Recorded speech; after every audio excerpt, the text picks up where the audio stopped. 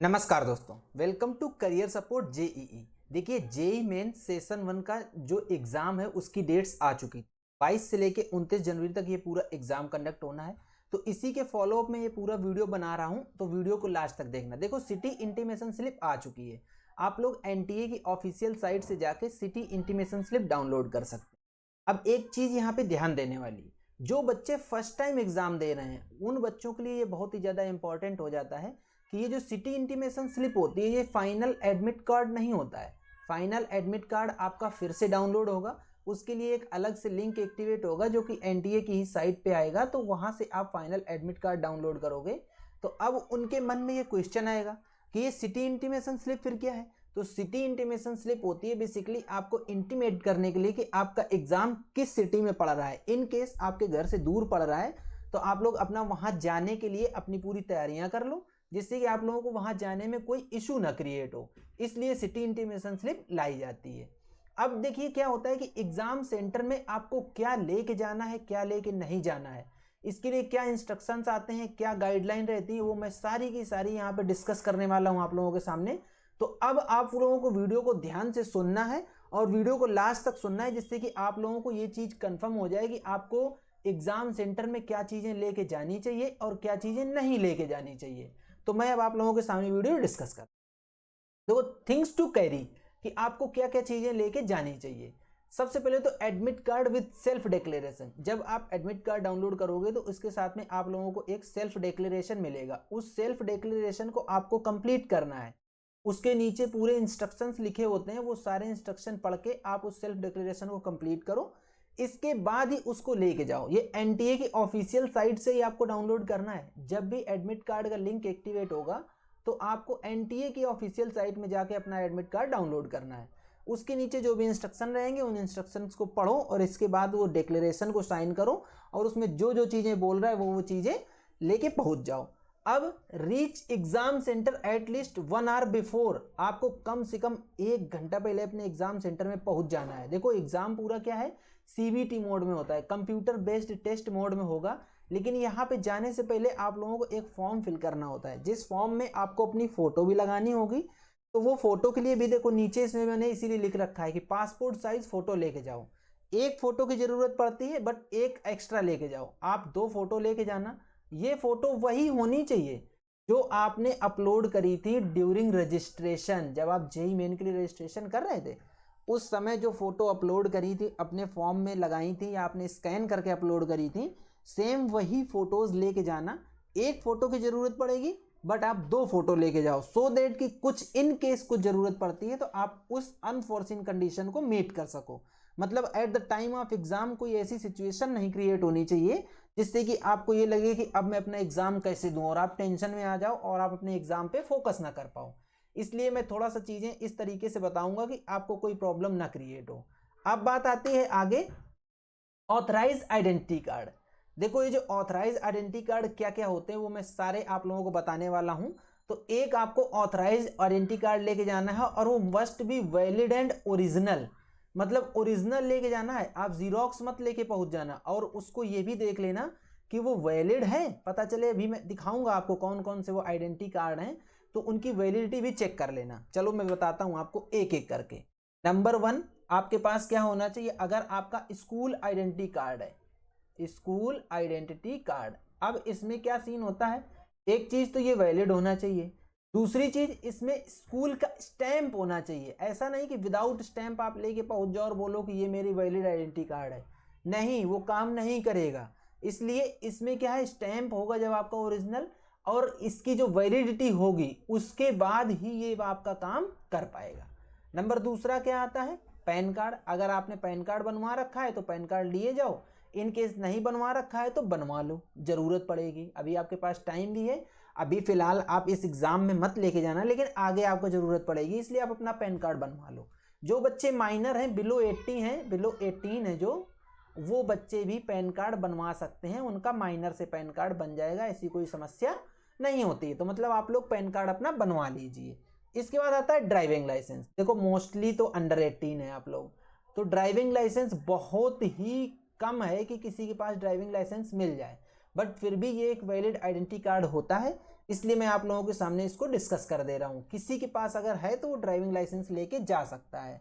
इसके बाद आता है आपका voter ID card. Voter ID card भी सेम वही चीज़, जब आप 18 के हो जाओगे, अबव 18 या 18 अबव 18 और 18, तभी आपका वोटर आईडी कार्ड बनेगा। मोस्टली बिलो 18 हो आप लोग तो वोटर आईडी कार्ड भी आप लोगों के पास नहीं होगा।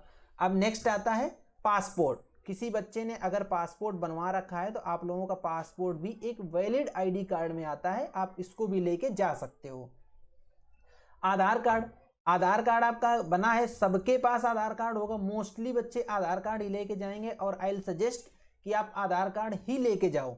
वो आपकी एक वैलिड आईडी कार्ड है और उसमें ये इंश्योर कर लेना कि आपकी फ़ोटो होनी चाहिए, उसमें विथ फोटोग्राफ होना चाहिए। ऐसा नहीं कि फोटोग्राफ नहीं और आप उसको लेके पहुंच जा रहे हो वहाँ पे, ठीक है। इसके बाद बात आती है राशन कार्ड विथ फोटोग्राफ। अगर आपके पास इन सारी चीज़ों में कोई चीज़ नहीं मैनेज हो पा रही है, जितनी मैंने चीज़ें बताई, तो आप राशन कार्ड विथ फोटोग्राफ लेके जा सकते हो। वो भी आपका एक वैलिड आईडी कार्ड में काम करेगा, ऐसी बात नहीं है, आप उसको लेके जा सकते हो। अब आता है next, class 12th board admit card with photograph. Class 12th में जो आपने बोर्ड का एग्ज़ाम दिया था, बोर्ड एग्ज़ाम दिए थे जो आपने, उसका एडमिट कार्ड आप लोगों को मिला होगा। अगर आप अभी भी रखे हो उसको संभाल के, तो उसमें आप ये देखो कि आपकी फ़ोटो है उसमें। अगर फ़ोटो है तो आप उसको लेके जाओ, वो वैलिड आईडी कार्ड आपका काम करेगा। वैलिड आईडी कार्ड, देखिए वो काम इसलिए करता है क्योंकि वो एक गवर्नमेंट ने इशू किया है ना, आपके बोर्ड ने, जो बोर्ड, जिस भी बोर्ड से आप आए हो, आप स्टेट बोर्ड से हो, सीबीएसई बोर्ड से हो, आईसीएसई बोर्ड से हो, तो ये क्या है, रिकॉग्नाइज्ड बोर्ड है। इन बोर्ड्स ने आपको ये एडमिट कार्ड इशू करके दिया है। आपकी ये बाकी सारी जो सपोर्टिंग डॉक्यूमेंट होते हैं वो सब लेके तब ये आपको एडमिट कार्ड दिया है क्लास 12th के बोर्ड के एग्ज़ाम देने के लिए। इसलिए वो आपका एक वैलिड आईडी कार्ड बन जाता है। जब ये सारी चीज़ें आपके पास नहीं अवेलेबल हैं तो आपके पास अभी भी एक ऑप्शन अभी भी है, जो अगर आपके पास नहीं भी है तो उसको बहुत जल्दी कर सकते हो, आप बैंक पासबुक ले सकते हो। बैंक पासबुक विथ फोटोग्राफ होना चाहिए, लेकिन बैंक पासबुक विथ फोटोग्राफ, इसमें फोटोग्राफ लगी होनी चाहिए। अब ये नहीं कि आप फोटोग्राफ सिर्फ चिपका दो, इस पर पेस्ट कर दो, नहीं, आप फोटोग्राफ लगाओ, इसके बाद बैंक मैनेजर का स्टाम्प भी मरवा दो इस पर, सो दैट कि ये क्लियर हो जाए कि ये आप ही की फ़ोटो है। बैंक मैनेजर स्टाम्प मारता है और उस पर एक छोटा सा साइन चिड़िया बिठा देगा, तो वो आपकी बैंक पासबुक हो जाएगी। ये जो मैंने अभी तक आईडी बताई, इनमें से कोई आईडी अगर आपके पास नहीं है तो इनमें सबसे इजी आईडी यही है, बैंक पासबुक की। फट से जाके बैंक का खाता खुलवा लो और वहाँ से आपको पासबुक मिल जाएगी, तो आप अपनी बैंक पासबुक यूज़ कर सकते हो as a valid ID card. तो इतनी सारी चीज़ें मैंने आपको बताई वैलिड आईडी कार्ड के रूप में।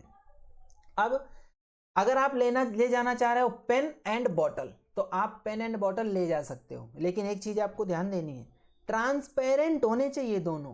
पेन भी ट्रांसपेरेंट होना चाहिए और बॉटल भी ट्रांसपेरेंट होनी चाहिए। अगर आपको आदत है तांबे के बोतल में पानी पीने की, तो एक दिन के लिए अपनी आदत छोड़ दो, 20 रुपए वाली बिस्लेरी खरीद लेना, उसके ऊपर की पॉलीथीन कट कर देना, फेंक देना, एकदम से आपकी ट्रांसपेरेंट बॉटल आ जाएगी, उसको लेके जाना, अपना पानी पीना आराम से। जो पेन रहेगा वो भी कंप्लीटली ट्रांसपेरेंट रहेगा। ऐसा नहीं होगा कि आप कोई स्टाइलिश पेन लेके पहुंच जाओ और बोलो कि नहीं मैं तो इसी से लिखूंगा। झगड़ा नहीं करना है अननेसेसरी का। जो इंस्ट्रक्शंस दिए गए हैं उन इंस्ट्रक्शंस को फॉलो करना है और अपने एग्जाम पे फोकस करना है, ठीक। आगे की बात आती है पीडब्ल्यूडी सर्टिफिकेट। जो बच्चे पीडब्ल्यूडी की कैटेगरी का बेनिफिट ले रहे हैं उनके लिए ये बहुत ही ज़्यादा इंपॉर्टेंट है। आप जाके वहाँ पे ऐसे नहीं बोल सकते कि मैं पीडब्ल्यूडी हूँ और मुझे इस चीज़ का बेनिफिट दिया जाए। आपके पास ऑथराइज्ड मेडिकल ऑफिसर से सर्टिफिकेट होना चाहिए, तभी आपको पीडब्ल्यूडी का प्रॉपर वेलफेयर मिलेगा और वो कंसीडर किया जाएगा कि आप पीडब्ल्यूडी कैटेगरी से बिलोंग करते हो। अदरवाइज आपके लिए कोई इस तरीके का कोई रिजर्वेशन या आप पीडब्ल्यूडी की फैसिलिटी नहीं ले पाओगे। आपके पास अभी नहीं बना है, उसको चेक कर लो, ऑथराइज्ड मेडिकल ऑफिसर से बनवा लो, रेडी करवा लो, तभी उसको लेके जाना। अब एक क्वेश्चन आता है बच्चों के दिमाग में कि क्या भैया रफ सीट लेके जानी चाहिए मुझे? तो देखो, रफ सीट आपको लेके नहीं जानी है, आपको रफ सीट वहीं मिलेगी, एग्जाम हॉल के अंदर ही रफ सीट मिलेगी और उस रफ सीट में आपको अपना रोल नंबर, रजिस्ट्रेशन नंबर वगैरह फिल करना है, जो कुछ भी आपके एडमिट कार्ड में मिलेगा। इसके बाद अब ध्यान से सुनिएगा, बहुत ही ज़्यादा इंपॉर्टेंट चीज़ बता रहा हूँ आपको। जो आप रफ सीट लेके जाएंगे वो रफ सीट आपको रफ वर्क करने के बाद वहीं इन्विजिलेटर को जमा कर देनी है, लेके बिल्कुल भी नहीं आनी है। वो सीट अगर आप लेके आ जाओगे तो you are liable for cancellation of your candidature. आप ये समझिए, ये क्लियरली इंस्ट्रक्शन में लिख के आता है और लिखा हुआ है कि अगर आप रफ सीट जो आपको दी गई है रफ वर्क के लिए, और वो अगर आप वापस लेके आ जाते हो, आप अपने इन्विजिलेटर को जमा नहीं करते हो, डिपॉजिट नहीं करते हो, तो you are liable for cancellation of your candidature. इसलिए मैं बोल रहा हूँ रफ सीट आपको वही मिलेगी, लेकिन ध्यान से उस रफ सीट को जमा करके आना, क्योंकि उसके ऊपर आपका एनरोलमेंट नंबर, रजिस्ट्रेशन नंबर या रोल नंबर जो भी रहेगा वो लिखा रहेगा। ठीक, अब बात आती है कि थिंग्स नॉट टू कैरी, आपको क्या चीजें बिल्कुल नहीं लेके जानी चाहिए। ये भी बहुत ज्यादा जरूरी चीज है कि आपको क्या क्या चीजें ऐसी हैं जिससे कि आपको रिफ्रेन करना चाहिए, लेके जानी ही नहीं चाहिए। तो सबसे पहले बात कर लेते हैं स्टेशनरीज में, कि आप सोचोगे कि मैं तो एग्जाम देने जा रहा हूं तो कुछ स्टेशनरी लिए चलता हूं। तो आपको बता देता हूं कि जो स्टेशनरी लेके जाओगे उसमें आप एडिशनल पेन ले जा सकते हो, जो मैंने आपको बताया, वो भी ट्रांसपेरेंट होने चाहिए पेन। उसके अलावा नहीं आपको ले जाना है। आपको ज्योमेट्री बॉक्स नहीं लेके जाना है। एग्जाम बोर्ड किसी भी तरीके का कोई डिजिटलाइज या नॉर्मल आप दिखाओ कि ट्रांसपेरेंट है, ये नहीं चलेगा। एग्जाम बोर्ड नहीं लेके जाना है। पेंसिल बॉक्स नॉट रिक्वायर्ड, आपको लेके जाना ही नहीं है, किसी भी हालत में नहीं लेके जाना है। या एनी काइंड ऑफ पेपर, मैंने आपको बताया आपको जो रफ सीट मिलेगी वो रफ सीट अंदर से ही मिलेगी, आपको किसी भी तरीके का कोई पेपर लेके नहीं जाना है। ये चीजें आप ध्यान से सुनिए, थिंग्स नॉट टू कैरी। इसीलिए मैं बता रहा हूं कि आप लोग अगर ये सारी चीजें लेके जाने के विचार में हो या गलती से आपके साथ में पहुंच भी जाती हैं तो आप लोग इनको बाहर ही रख देना। पेरेंट्स आपके साथ में जाएं, पापा जाएं, भैया जाएं, जो भी जाएं, दीदी जाएं, उनको पकड़ा देना कि ये आप लोग पकड़िए और एग्जाम दे के आना, इसके बाद वापस वो ले लेना। अब बात करते हैं इलेक्ट्रॉनिक डिवाइसेस कि इलेक्ट्रॉनिक डिवाइसेस क्या क्या नहीं लेके जानी है। हालांकि किसी भी तरीके की कोई इलेक्ट्रॉनिक डिवाइस परमिसिबल है ही नहीं अंदर ले जाने के लिए एग्जाम हॉल के अंदर, लेकिन जो बेसिक इलेक्ट्रॉनिक डिवाइसेस हैं जो हम लोग डे टू डे लाइफ में यूज करते हैं उनको मैं बता रहा हूं कि वो भी आपको लेके नहीं जानी है।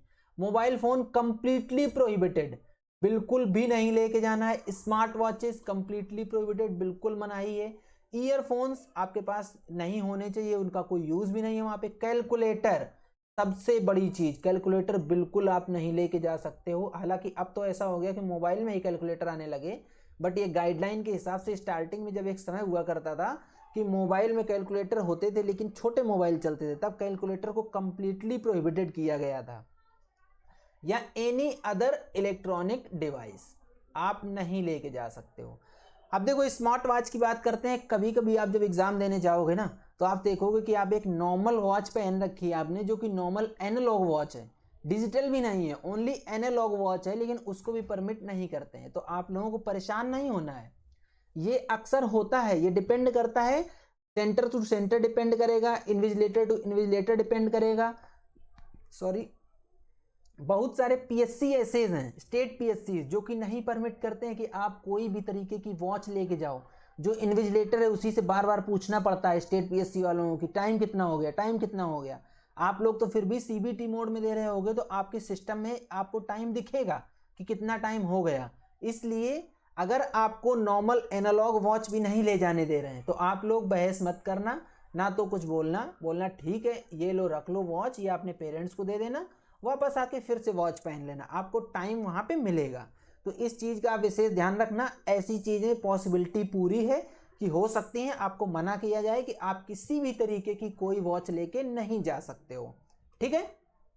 अब ईटेबल्स नॉट अलाउड, थोड़ी देर के लिए कुछ मत खाना। अगर आपको बहुत ही ज्यादा जरूरी है खाना तो पहले ही खा के जाना। अंदर आप खाने पीने की कोई भी चीज नहीं ले जा सकते हो, in case if you are diabetic patient. ठीक, और आपको ऐसा है कि आपको खाना जरूरी है बीच बीच में, तो आप ये जाके वहां बोल नहीं सकते हो, या एक कोई आप नॉर्मल पेज दिखा के कि देखो मैंने डॉक्टर को दिखाया है, मैं डायबिटिक पेशेंट हूं, आपको अलाउ नहीं करेंगे जब तक उस पे मेडिकल ऑफिसर ने प्रेस्क्राइब नहीं किया होगा विथ सील एंड साइन कि ये डायबिटिक पेशेंट हैं, इनको इतने इंटरवल में खाना चाहिए ही चाहिए। तब तक आपको कुछ भी ईटेबल्स अलाउ नहीं किए जाएंगे। आप कोई भी ईटेबल अंदर लेके एग्जाम हॉल के अंदर लेके नहीं जा सकते हो। ठीक है।